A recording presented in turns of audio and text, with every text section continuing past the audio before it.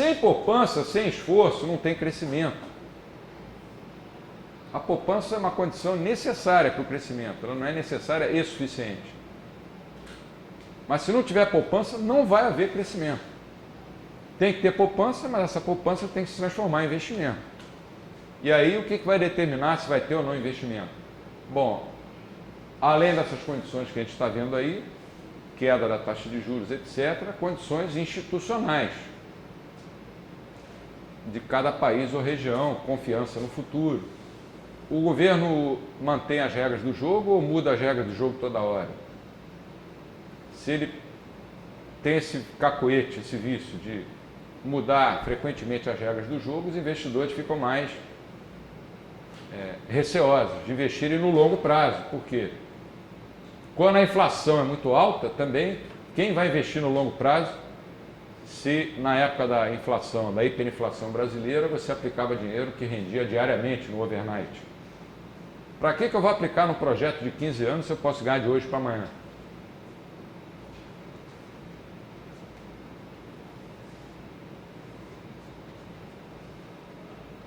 Então, poupar significa abrir mão de algum consumo no curto prazo com o objetivo de desfrutar de um consumo maior no médio prazo e possivelmente no longo prazo também, como mostra esse gráfico aí.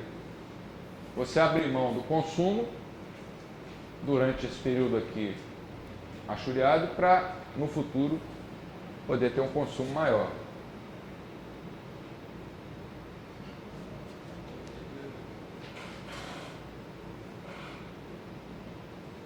Mercado de trabalho especificado por estágios.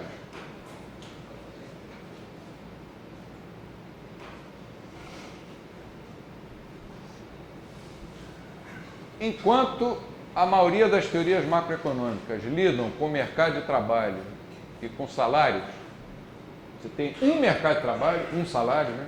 A mão de obra é homogênea. A macroeconomia austríaca da estrutura de capital leva em conta o mercado de trabalho específico, quer dizer, especificado por estágio da produção. Com a mudança na taxa de juros, os salários específicos em cada estágio vão se alterar seguindo um padrão e não de uma maneira uniforme. Em cada estágio aqui, a mudança na taxa de juros vai provocar alterações diferentes, conforme esse estágio esteja mais longe ou mais perto do consumo final. Embora pudéssemos descrever o mercado de trabalho para cada estágio, o padrão de mudanças, quer dizer, como Hayek chamou o gradiente salarial, só é revelado se distinguirmos entre os mercados de trabalho do estágio inicial e final. Então você vai ter ali um mercado de trabalho, naquele estágio inicial e outro no final. É claro que em cada estágio vai ter um também. Ali você tem, para quem não é economista, né? W é salário, né? Wage, W é salário, N é mão de obra, homens hora, e você tem uma curva de oferta de mão de obra, uma curva de demanda de mão de obra, e se o mercado for livre, o salário vai ser determinado, como sempre, no ponto em que a oferta e a demanda são iguais. Isso numa perspectiva de equilíbrio. Então ele destaca só, mesmo porque não daria para fazer um gráfico desse para cada estágio, né? Teria que ter um slide com 2 km de comprimento. Ele faz para o primeiro e para o último. E as mudanças nos juros e em outras variáveis afetam desigualmente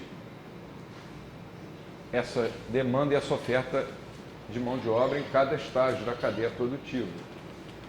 O aumento na poupança tem efeitos diferenciados na demanda por mão de obra nos estágios iniciais e finais. Nos estágios finais, o efeito derivado da demanda, estágios finais mais para a direita, né? O investimento se dá em detrimento do consumo. Supera o efeito da taxa de juros. Nos estágios iniciais, para a esquerda, o efeito da taxa de juros, condições de crédito favoráveis, supera o efeito derivado da demanda. Por quê? Estão mais no longo prazo, a taxa de juros afeta mais positivamente do que se fosse no curto prazo. Veja a economia respondendo ao aumento da poupança.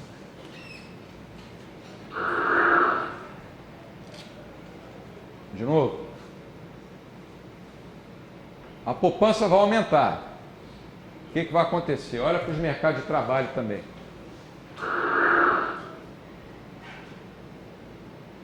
No mercado de trabalho do estágio final, você teve uma queda na oferta de trabalho.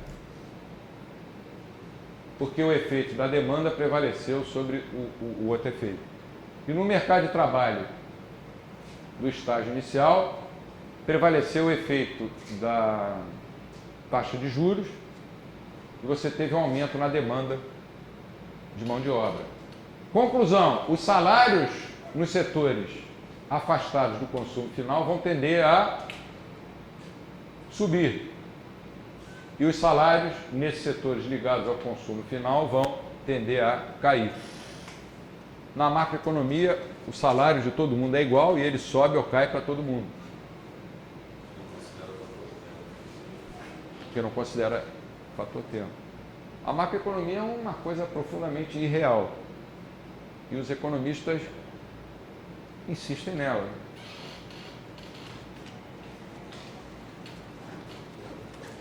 Então a gente tem aí os 4 elementos. A estrutura de produção, a fronteira de possibilidades de produção, o mercado de trabalho especificado por estágios e o mercado de crédito.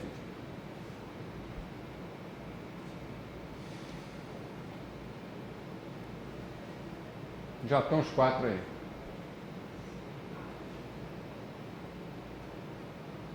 Um austríaco tradicionalista olha para isso e fica apavorado. Mas tudo que está aí é austríaco, dito numa linguagem comum. Então está tudo certo nessa economia. Ela está na fronteira de possibilidade de produção, a taxa de juros é a taxa natural, que equilibra poupança e investimento, os salários aqui estão certinhos, oferta igual a demanda nos 2 setores e nos outros 3 também. O que vai acontecer agora? Veja a economia responder ao aumento da poupança. Aí eu acho que eu vou ter que repetir umas 10 vezes para a gente conseguir acompanhar. Vai aumentar a poupança. O que vai acontecer? Dá até para ficar tonto, né? Vai aumentar a poupança.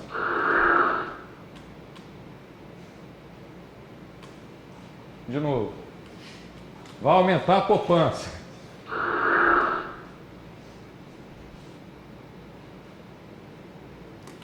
Sobe o investimento. O triângulo de Hayek se expande.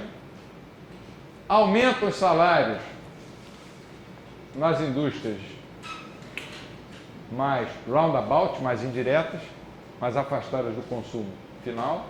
Diminui os salários nas indústrias mais perto do consumo final. E no mercado de crédito, claro, como aumentou a poupança, né, o efeito inicial foi diminuir a taxa de juros. Você vê que uma mudança na taxa de juros afeta a economia desigualmente. Aí vamos ver, fazer um pequeno intervalo, depois a gente vai ver quando o crescimento é sustentável e quando ele é insustentável. Vamos ver só essa frase que foi tirada de um artigo. Panic Time at the Fed, escrito por Steve Hanke para a revista Forbes em maio de 2008. Esse cara conseguiu resumir a teoria austríaca num parágrafo. Genial. Vocês podem até, na questão que eu formulei, que é a 4ª, responder só com essa frase.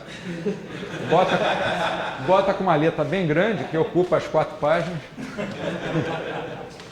Com taxas de juros artificialmente baixas, os consumidores reduzem a poupança e passam a consumir mais. E os empresários aumentam o seu gasto com investimento. E então você cria um desequilíbrio entre poupança e investimento. Tem-se uma economia em crescimento insustentável. Essa é, em suma, a lição da crítica austríaca aos bancos centrais, desenvolvida nos anos 1920 pelo Mises e Bombadert e 1930 pelo Hayek. O cara conseguiu fazer um resumo muito bom.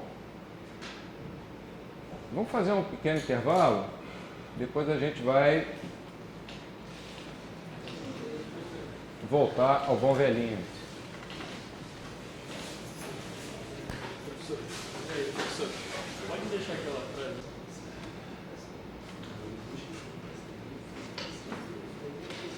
Vamos agora então examinar o crescimento, quando ele é sustentável, quando não é sustentável.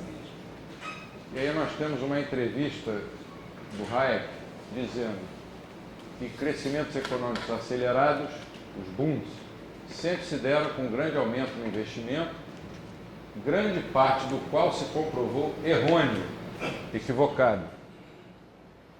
Isso, é claro, sugere que uma oferta de capital que nunca existiu passou a ser tratada como existente.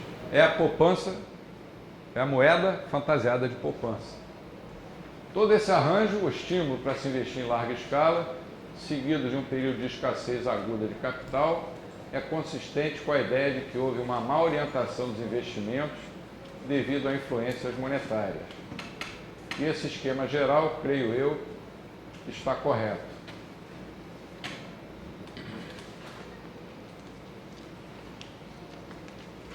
Vamos ver uma expansão do crédito.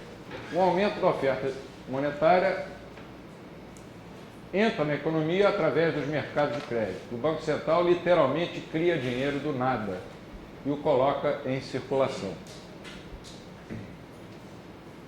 Esse novo dinheiro passa a ser visto como poupança. Ou seja, a oferta de fundos para empréstimos, crédito, se desloca para a direita, mas sem que tenha havido qualquer aumento da poupança. As pessoas não estão mais dispostas a poupar mais. Simplesmente o dinheiro jogou crédito, papéis pintados no mercado. Veja os movimentos opostos da poupança e do investimento quando o Banco Central adiciona dinheiro, delta M, ou crédito, no mercado de crédito pelo lado da oferta.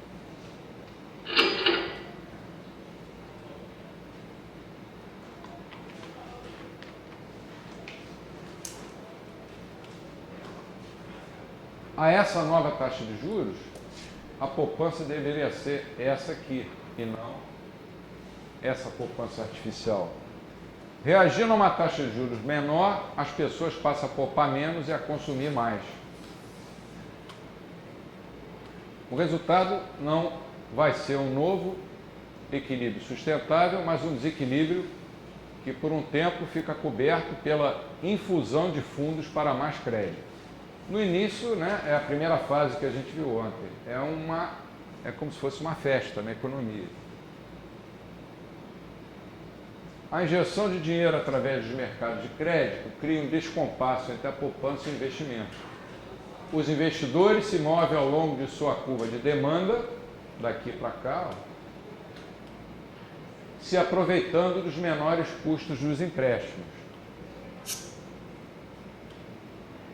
Os poupadores se movem ao longo de sua inalterada curva de poupança, inalterada, porque a disposição de poupar não aumentou. Então ainda é a curva S, não é essa curva S mais delta M, em resposta ao menor incentivo para se poupar. Aquele gap, esse ato aqui entre poupança e investimento é o delta M, é o crédito artificial. Então acontecem esses dois movimentos. Você aumenta a discrepância que não existia antes, agora você cria uma discrepância entre poupança e investimento, um excesso de investimentos. A discrepância entre poupança e investimento é ocultada, é mascarada, é fantasiada, é escondida por novas criações de dinheiro, que por si só não representam recursos a serem investidos. É dinheiro, é papel pintado, sem lastro em poupança.